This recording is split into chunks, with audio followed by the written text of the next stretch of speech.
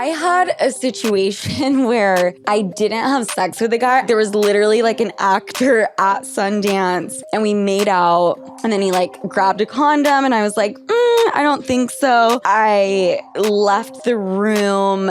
I was literally like sitting in the living room and I was like, Allie, we need to go pack our suitcases because the private jet is about to leave. And she literally just goes, Sofia, I need to talk to you. Takes me in the bathroom and is like, so you're not going on the jet, babe.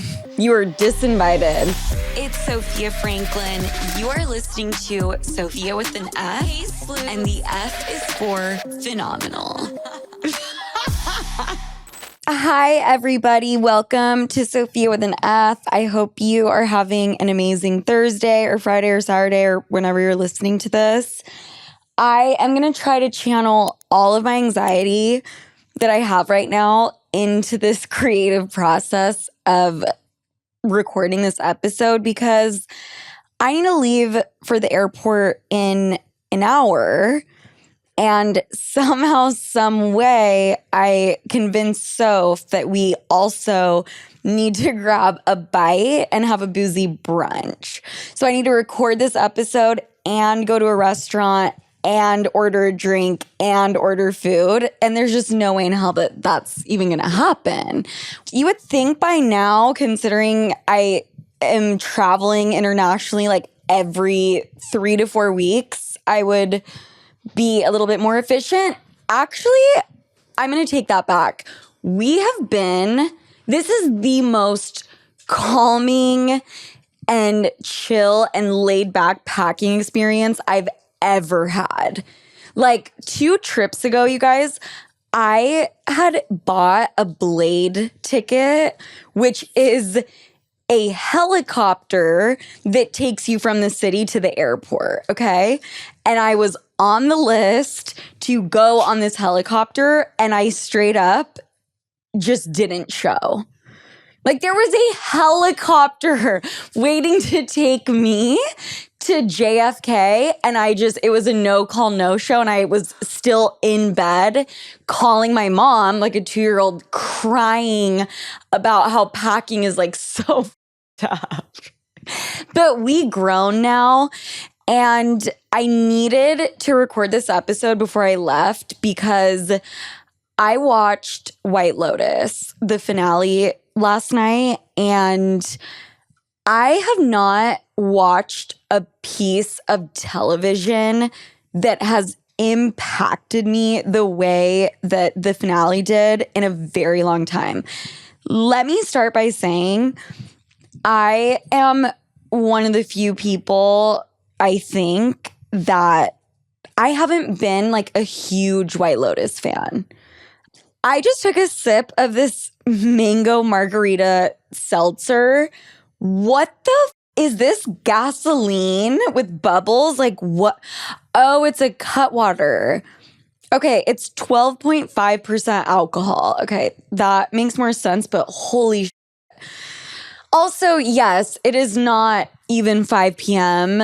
And that is like how crazy packing makes me feel. I'm like, oh my God, I got to take the edge off. White Lotus. I have said this once and I'll say it again. If you took away the cinematography, the destination, the like scenery, and took away what is it called? I want to just call it the music, but I know there's definitely a different word. But if you took away like the composer and the music, then the actual plot lines in the show are not that good. Like to me, it almost just seems like, oh, let's just take like this really crazy plot line and let's just put 20 of them together, and they don't even need to be logical. They don't even need to be deep. They don't even need to be blah, blah, blah, blah. But because we have the cinematography and because we're in the middle of Italy, because we're in Thailand, because we're at this super expensive hotel, and we have great actors, it will be a show. But like the actual plot that you're following is not this genius concept. It's like, oh, let's take like a really fucked up, and then we'll have this person fuck this person, but then this person's cheating on this person's addicted to drugs. Okay, cool. It's a show. Like that is kind of how I thought about White Lotus. And I didn't think this season was any different until I took a Lunesta and watched the finale. Like, if I'm being honest, like I was high as a kite on Lunesta and I should have been sleeping, but I just had too much adrenaline from watching the show that I stayed up. And so now I'm kind of wondering, well, was it the Lunesta that was making me feel this way? I don't think so. There were 2 scenes back to back that struck a chord with me. And to the point that I actually had to rewind and rewatch the scenes multiple times. And these were the 2 scenes. One of them was when Chelsea and Rick, and he comes back from Bangkok and they are at dinner and she talks about Amor Fati, I think is what it is, and what the episode's called. That wasn't even the part. It's what follows that. And she says, you know, I think we're going to be together forever, you and I. And then he says, that's the plan. And then she looks up from her plate and she gets beyond emotional and she goes, is it? And he says, yeah. And then he made this face that, I don't know, sometimes like very random things will like really sit with me and throw me for a loop. The music, I don't know if I'm making this up or if it was a Lunesta hallucination, which is a very real thing. I have only hallucinated a few times in my life. And that's partly because hallucinating seems like a very, very, very scary experience. I know like people will take mushrooms and it's like a positive thing. I don't know. It scares me for some reason. However, I have tripped my balls off in my bed alone on Lunesta.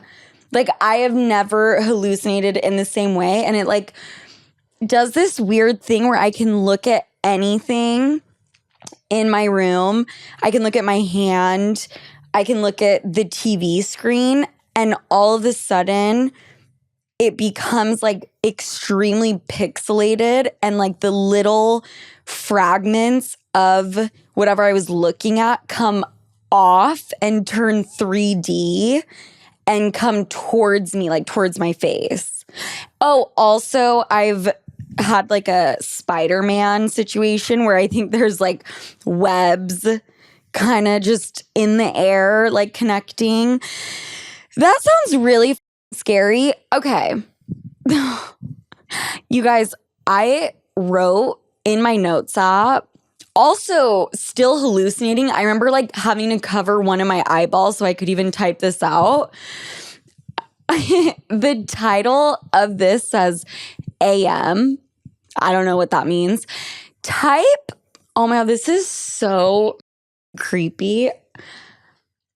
I wrote, type before the Spider-Man webs, but black take over my Lunesta site, but watching White Lotus and part between couple Amor.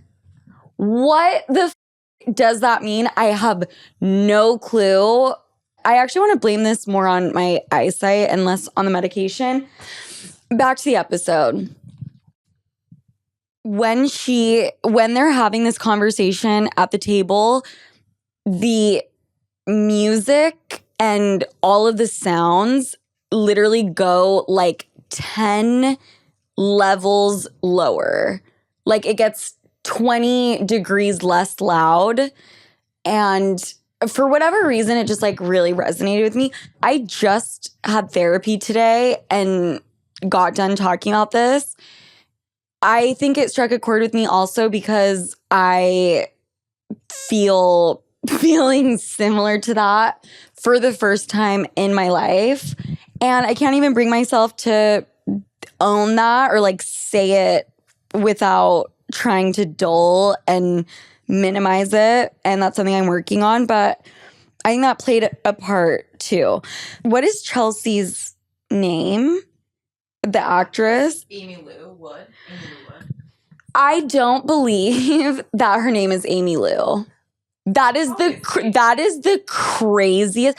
There is no way that she has that face and looks like so innocent, but also looks like such a character. Like she has so much personality in her face. Her name is not Amy Lou. I need to see her birth certificate. That's the craziest I've ever heard. Amy Lou, no. The scene directly after that, it's the three girlfriends. The one with the short hair, Leslie Bibb. Leslie Bibb, the actress, yeah. I think she is the most stunning, beautiful human being I've ever seen. Like sometimes I do get very hyper fixated on like certain people's faces, and she's one of them. And she's married to Sam Rockwell, or she's like life partners to Sam. Who's that? The one who then helped Rick. The one who was like recovering and helped Rick. Shut up. Wait, I thought Sam Rockwell was Diplo. No, they look like twins. Do they not? I see it. I actually thought it was Diplo for like 2 seconds. So the three fake best friends that are all super pretty, all blonde, they're sitting at the dinner table and Leslie Bibb goes, "You guys, I just had the best time." Mind you, they've been like talking on each other and like getting in arguments the whole time. And then the other girl is like, "Oh my God, I just like love you guys. Like, let's do this again." And then Lori says, "You know what? To be honest, I've been really sad this entire time." And I thought that was hilarious and I was laughing out loud in my bed. But then she goes on to talk about how she tried to find meaning through all of these different areas that you have in your life. She made work her religion. She made her child her religion. And I mean, that's like a common thing, like people having kids because they think it will fulfill them in some way or save them in some way. And I'm not saying that's always the case, but I think there's an element of that. She made her romantic life her religion, and that just let her down. And she says she was trying to find meaning in all of these things, but she didn't need to because time is what gives your life meaning. I'm like emotional. I don't know why.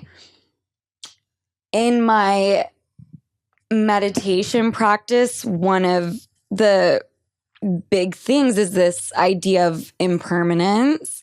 That just like came out of nowhere.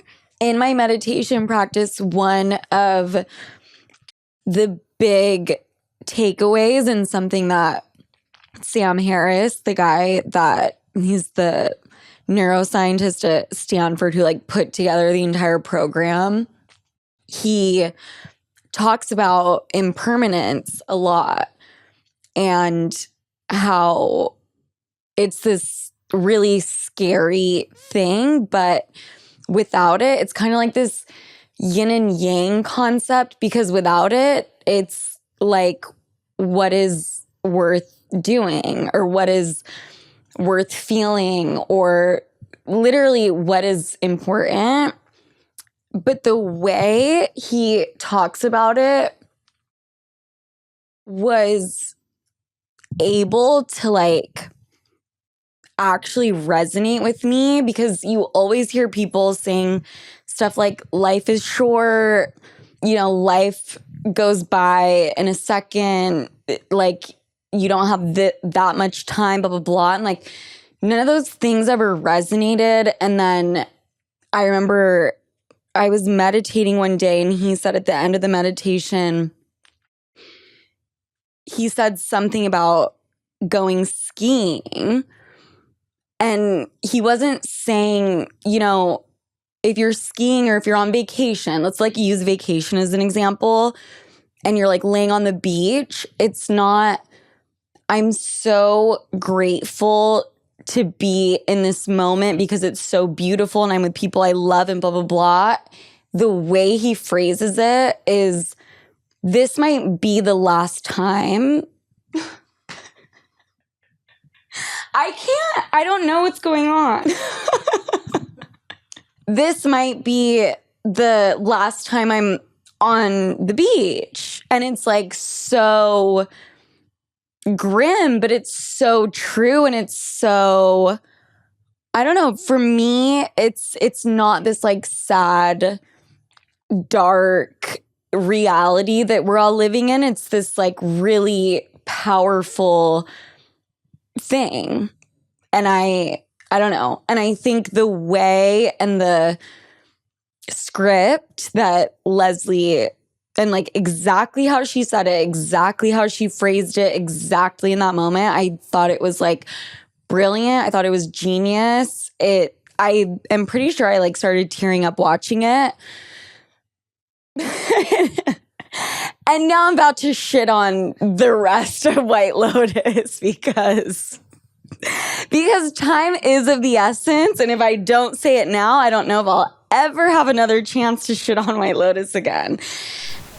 Let's talk about one of my really good friends, Lucy. If you're like me and want a nicotine routine that fits your lifestyle, check out Lucy Breakers. These nicotine pouches are 100% pure nicotine and totally tobacco-free. The best part, each pouch has a little capsule you can pop for an extra burst of flavor and hydration. Trust me, it is a complete and total game changer. I've been hooked on the mango flavor lately. It's super refreshing. It tastes amazing. I usually go with the 4 milligram strength, and it's perfect for those moments when I need to reset and refocus. Plus, Lucy makes it easy with a subscription that delivers straight to your door, so you'll never run out. Let's level up your nicotine routine with Lucy. Go to lucy.co/Sofia and use promo code Sofia to get 20% off your first order. Lucy even has a 30-day refund policy if you change your mind. Again, that's lucy.co and use code Sofia to get 20% off. And here's the fine print. Lucy products are only for adults of legal age, and every order is age verified. Warning, this product contains nicotine. Nicotine is an addictive chemical. Sleuths, you know that I struggle with anxiety like the rest of the world. But you know what helps me keep my anxiety at bay? You're never gonna guess this one. Online shopping. Bet you didn't see that one coming. And from one shopaholic to another, you know I am always smart with it, which is why I want to talk about Klarna, your everyday smarter spending partner. With Klarna, you can split your purchase into 4 interest-free payments, helping you manage your budget without the extra stress. Whether you're shopping in the Klarna app or with the Klarna card, it's all about flexibility and smarter spending. Plus, Klarna isn't just about payments. You can compare prices at your favorite stores and even earn cash back when you shop in the app. It's effortless, it's smart, and it's designed to help you get more value from every purchase. Choose Klarna at your favorite retailers or shop now at Klarna.com. California resident loans made or arranged pursuant to a California finance law license, NMLS 1353190. Klarna balance account required. Klarna may get a commission. Limitations, terms, and conditions apply. Losing weight is tough, but Noom is making it easier than ever.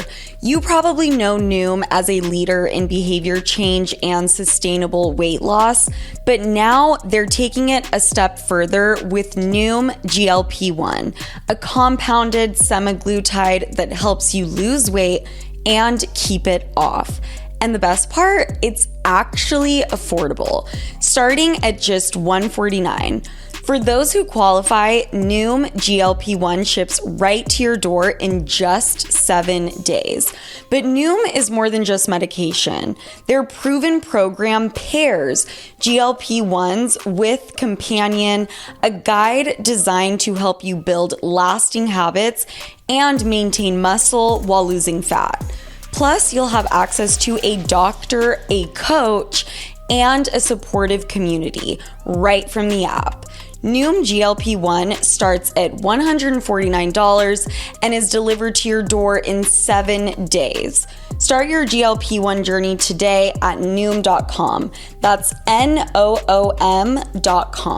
Noom, the smart way to lose weight. Not all customers will medically qualify for prescription medications. Compounded medications are not reviewed by the FDA for safety, efficacy, or quality. So those two scenes were like rocked me to my core. Well, and also I will say, I think the whole time during this season, it's these three friends who are like fake. Like they're so fake. They seem vapid. It's also really fucking funny because right before Leslie comes out with this insane life-altering monologue and makes both of the other two friends start crying, right before that, Kate is like, you know what my pastor said at church is you spend all this time watering the garden and then one day you look around and it's in bloom. It's like, and it's just like, it was so good because, oh my God, growing up in Utah, the amount of people that I could point to who would say that exact fucking thing and think they just said something groundbreaking. But I thought it was genius. I like to watch and talk and consume things that are edgy, things that are taboo, things that are fucked up. Like, that's just my personality. I've always been like that and I enjoy it. There is a level where I find it, like, it needs to make sense for me to enjoy it. Like, oh, this is a real, like, this is human nature at its worst, but it's real. The incest... I literally just got done talking about how I had an incestual dream about my mom. I wasn't horny and it was a dream. So that's different. Do not come at me. But the incest that happens between the two brothers, if you haven't watched White Lotus, I'm going to break it down in 2 seconds. They're this like very Southern, very wealthy family. There's an older brother and a younger brother, and they have honestly a normal relationship. And then there's this scene where they get fucked up and they take Molly or like some kind of party drug. Maybe it was 2C, I don't know. And they're with these two girls, and the whole time they're like trying to get laid and trying to have sex with these two hot friends. And the younger brother ends up hooking up with one of the girls. The older brother is laying right next to them, super fucked up, like is barely conscious supposedly, and is just like tripping and rolling balls. And the younger brother ends up giving him a hand job. Okay. And then the next day, like they're both kind of having like these flashbacks and feeling weird about it. I don't, that plot line, it wasn't that it was so taboo and like so disturbing. It was disturbing in a way that just doesn't make logical sense. In no fucking world would your younger brother, I don't care how demented you are, I don't care what is going on in your life, there is no fucking reality where your younger brother would say, hey, I was hooking up with this girl. You looked like you felt left out. So I needed to jack you off to make you feel better. Like I'm a people pleaser. Oh yeah, I'm a people pleaser. That was the reasoning that he gave. He said, this family is full of narcissists and I'm a people pleaser and like that's all I know. And I could just tell by like the writing of it that whoever fucking the director or the screenwriter, I don't know, thought that they like ate with that shit and thought they like swept the floor and they fucking killed it. No human being is like, oh my God, I needed to jack off my older brother to make him feel less left out. Like, there's just, I don't care how fucking crazy you are. I don't care if you have like fantasies about fucking your sister or your whatever it is. There is no world that you would do that. That you would reach over and be like, it's really hard growing up in a family of narcissists and I'm just such a people pleaser. I guess I'm just gonna have to like suck my dad off. What? I'm sorry, what? Like it's going from A to Z and not A to B. And for that reason, I'm out. And it just doesn't, like you're trying too much and you're trying to get shock value. But it's like, stop trying to make it make sense because it just doesn't. There's just no world. There's just no world. So that is my take on White Lotus. And I think with that, you guys, why don't we do some listener fucking questions so I don't start going down a rabbit hole talking about some other incestual situations that would maybe make sense in the real world and get arrested. Oh yeah, I have some listener voicemails that I want to play out loud. Hi, Sofia. So, I basically got ghosted after I didn't want to have sex with a guy. And I don't know what to do because we were going on good dates. Like it was a week of good fucking dates. He was paying for everything. He was driving like over an hour to come see me. And then we were watching a movie and I didn't want to have sex. I said, not yet. Which implies that there will be another time. And he said nothing. We basically didn't talk for the next 10 minutes. And he hasn't texted me the next day. So I don't know what to fucking do. Please help.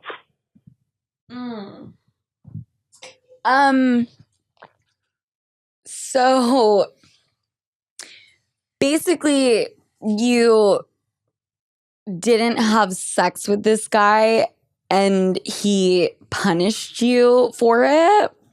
Pass. That's gonna be a hard pass. That's gonna be a on to the next. That's gonna be a goodbye. Like in no way, shape, or form is this like cool. This is the thing about being a girl. I had a situation where I didn't have sex with a guy. I think I let him finger me, but I didn't have sex with this dude. And I was uninvited from a private jet, which I think is a little bit more like serious and like hard to go through.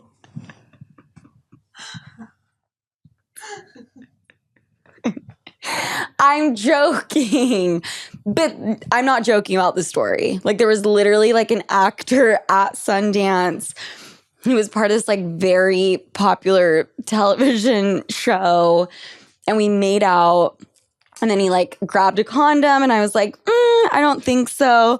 And then I left the room and then I was literally like sitting in the living room and I was like, Allie, we need to go pack our suitcases because the private jet is about to leave.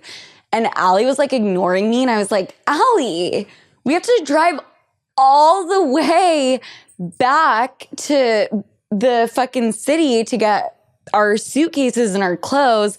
And she literally just goes, Sofia, I need to talk to you. Takes me in the bathroom and is like, so you're not going on the jet, babe. You were disinvited.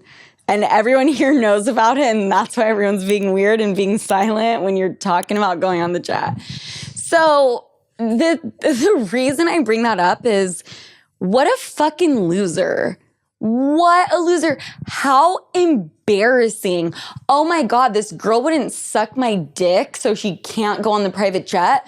By the way, his career is through the shitter, like could not be further underneath the ground. Like I don't even know. Oh, and the guy, I think I can say, I'm not saying his name. The guy whose jet it was this like well-known Hollywood producer. I got an email the other day asking if I would speak with this law firm who are doing this like deep dive investigation into this producer for, I can assume some sexual misconduct if I had to go out on a limb. So karma's a bitch. This guy not wanting to speak with you because he couldn't fucking get off is like, bye. Go have your little brother jack you off. Just like, if your little brother cares about you, then he will definitely make sure that he gives you a hand job. Tell him that. But also, babe, this is like random, but I do just want to point it out because I love you guys and care about you guys. You said that he hasn't texted you for not even a full day. Maybe just give him like, I don't know, a day and a half. Give him a day and a half to reach out. Okay, next. Sofia, I fucking love you, bitch. This is Savvy B from Winnipeg, Manitoba, Canada. You just commented on my comment on your Instagram post when I said vaping has been my clutch. Yes, I realized I said it wrong. So come for me. It's my crutch. I'm currently vaping right now as we speak on a vape break. I am teaching a lesson. I'm facilitating a lesson right now about dopamine and impulse control. And I'm just like, damn, I need to see my own advice. Anyway, I've been with you since Color Daddy, like literally the first episode.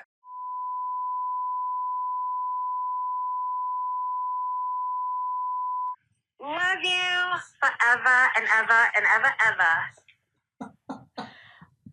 I want to cut this girl's skin off and wear it for the rest of my life. I am obsessed with you. I literally am smiling ear to ear. Like, everything about that was fucking phenomenal. So you're on a vape break while you're teaching a class on dopamine and impulse control. This is what I'm going to say. Who fucking cares? Like, obviously, quitting vaping has been like one of the best things I've ever done. But I will never, ever, ever be that person who answers a question like this and I just give you a list of reasons as to why you should quit and how to do it. Because if I would have treated my quitting vaping journey like that, I wouldn't have gotten anywhere. Like, I had to allow myself to fuck up, to have a hard time, to consume other nicotine things. Like, for me, when I do this all or nothing thinking is when I start to catch myself in really dangerous loops. Because if it's this all or nothing thing, it's like, well, if you didn't do it, then let's just fucking go shoot up some heroin. Obviously, that's not what I would do, but it's like, you can't live life on those extremes. So to your point, babe, you can have all the knowledge in the world. You can, know the ins and outs of the psychology around vaping. If you're not ready, I can't say there's going to be a day that you wake up and you feel ready, but I can say that you in no way, shape, or form need to beat yourself up about it. You feel bad. You wrote in, you left a voicemail. And so you're aware and you obviously already feel bad. And it's like, let's just move on. Try tomorrow. Try the next day. Just keep trying. And then one of the times it will stick. And, start smoking American Spirit cigarettes because that is a great alternative. You're fine. Hey, is this Sofia Franklyn's phone number? This is Tyke here. Saw your number on Instagram. Just said I'd give you a call. My name is Tyke. From Ireland. Living in Calgary. So, yeah. Hope all is well, girl. Talk soon. Good luck. Good luck. Good luck. So this Irish man, Tyker, I'm a little bit, you know what? I need to say this. The Luck of the Irish Disney movie was filmed at my high school, Juan Diego Catholic High School.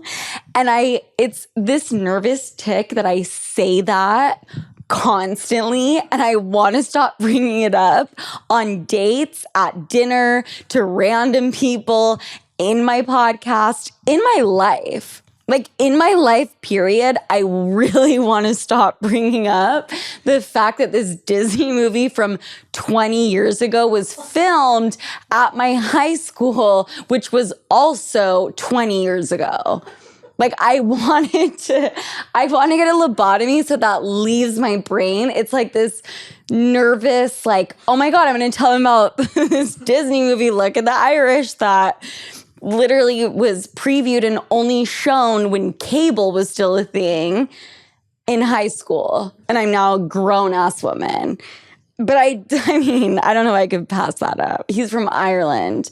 That's kind of fucking cool. We're international, baby. And he sounded like he wanted it. And if I get in a fight with my boyfriend, I know exactly what voicemail I'm going to be playing. I'm going, are you kidding? Boom. I'm already I have my passport with me. I'm hopping right on over to Ireland. I'm going to say one more thing about White Lotus also. Is the real, like, crazy twist in the entire series is Rick killing the guy that supposedly had killed his dad and ruined his life. And then it turns out the guy he killed was, in fact, his biological father. Are we in Star Wars, but like not even anywhere near as brilliant or cool or original? Like Luke Skywalker? Oh, let's take Luke Skywalker and let's also take like incest that makes no fucking sense and just throw him in a show. Like, that's the thing with White Lotus. There's dialogue and monologue and wording and scripting that's genius, and the writing from time to time can be really good, but I'm not fingering, my mom to make her feel better because I'm a people pleaser. And there's no fucking way that this random dude in Thailand was your dad. So that's what I'm going to leave it at that. And I'm going to hop off my high horse and hop off this microphone because that one seltzer has gotten me shit-faced. So I love you guys. I need to make it to the airport and I'll talk to you next week. Bye.